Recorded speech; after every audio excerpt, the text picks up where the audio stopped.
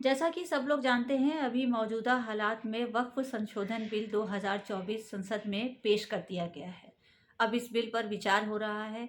उलेमाओं का कहना है कि ये बिल बिल्कुल पूरे तरीके से असंवैधानिक, अलोकतांत्रिक और अन्यायपूर्ण है, क्योंकि वक्फ बोर्ड पर सरकार इसलिए हस्तक्षेप नहीं कर सकती। आपको बता दें, वक्फ एक ऐसी संपत्ति होती है जिसको मुसलमानों के पूर्वजों ने मस्जिदों के लिए, मदरसों के लिए, कब्रिस्तान के लिए अपनी ज़मीनों को, ऐसी अपनी संपत्तियों को वक्फ किया है। वक्फ का मतलब ही होता है किसी चीज़ को दान कर देना, वो भी ऐसी राह में जो खुदा की राह में दान कर दी जाती है, दे दी जाती है कि उसका जो है सामाजिक तरीके से, पूरे तरीके से इस्तेमाल किया जाए। लोग उस ज़मीन पर मदरसे बनाएँ, स्कूल बनाएँ या किसी तरह का अस्पताल बनाएँ। बहुत सारी ऐसी चीज़ें भी बनती हैं और मस्जिदें बनती हैं, लेकिन वक्फ जो है एक मुस्लिम बोर्ड लॉ के अंतर्गत आने वाली एक संपत्ति है, जिसको मुस्लिम पर्सनल लॉ बोर्ड के अंतर्गत उलेमाओं के द्वारा संभाला जाता है। और इसलिए तमाम उलेमा जो है इसका विरोध करते नजर आ रहे हैं कि ये बिल पास नहीं होना चाहिए।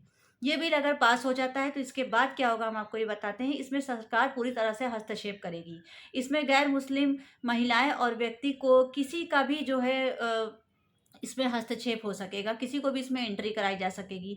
सरकार का कहना है कि वक्फ बोर्ड वाले जो संपत्ति अपने अधिकारों में रखते हैं, उसमें अनियमितता ज़्यादा होती जा रही है, इसलिए हम इसमें हस्तक्षेप कर रहे हैं। आप किसी वक्फ की हुई ज़मीन पर कैसे हस्तक्षेप कर सकते हैं? वक्फ की हुई संपत्ति को अगर कोई किसी को कोई चीज़ दान कर देता है कि तो किसी तीसरे का उसमें इंटरफेयर, ये किस तरह का बिल है, किस तरह की चीज़ें हैं। इसलिए उलेमा और पूरा मुस्लिम समाज इसके विरोध में है कि वक्फ जो है नहीं पारित होना चाहिए, क्योंकि इसके पारित होने से ये होगा कि हमारी ज़मीनें, हमारे कब्रिस्तान, हमारे मस्जिदें, हमारी मद सब कुछ धीरे-धीरे सरकार के अधीन होता जाएगा। फिर सरकार अपनी उन हमारी ही संपत्तियों पर, मुसलमानों की संपत्तियों पर जो है मनमानी करती नज़र आएगी। इसलिए हिंदुस्तान के तमाम मुसलमान और उलेमा और जो इस बोर्ड को चलाते हैं, जो हर राज्य में एक वक्फ बोर्ड होता है, बड़े-बड़े ऐसे लोग हैं, बिज़नेसमैन हैं, जो अपनी ज़मीनों को, संपत्तियों को अल्लाह की राह में देते हैं और उसका फिर वहाँ पर चीज़ें बनाई जाती हैं।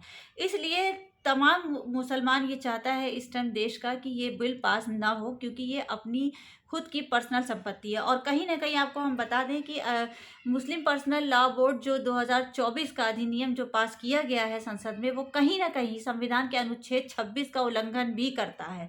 क्योंकि संविधान का अनुच्छेद 26 ये कहता है कि आप जो है किसी की पर्सनल संपत्ति में या इस तरह की चीज़ों में संशोधन नहीं कर सकते, या उसमें इस तरह का हस्तक्षेप नहीं हो सकता। उस पे राज्य या सरकार का कोई अधिकार नहीं होगा। ये एक बहुत ही ब्रॉड चैप्टर है, संविधान अनुच्छेद 19। इसके बारे में किसी दिन बात करेंगे, लेकिन अभी फ़िलहाल एक ज़रूरी बात बस ये करना है कि आप इस कोड को देखिए। आपके सामने एक कोड पेश हो रहा है। इस कोड पर जाकर इसको स्कैन करिए अपने गूगल से, और स्कैन करने के बाद इस पर एक मेल आएगा। उस मेल पर जाके बस उस पे सेंड कर दीजिए, आपके नाम के साथ, आपके जीमेल के साथ।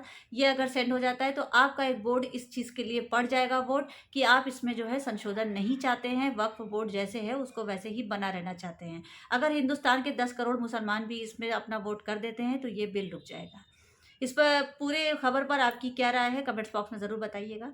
आज के लिए भी इतना ही। जय हिंद, जय भारत।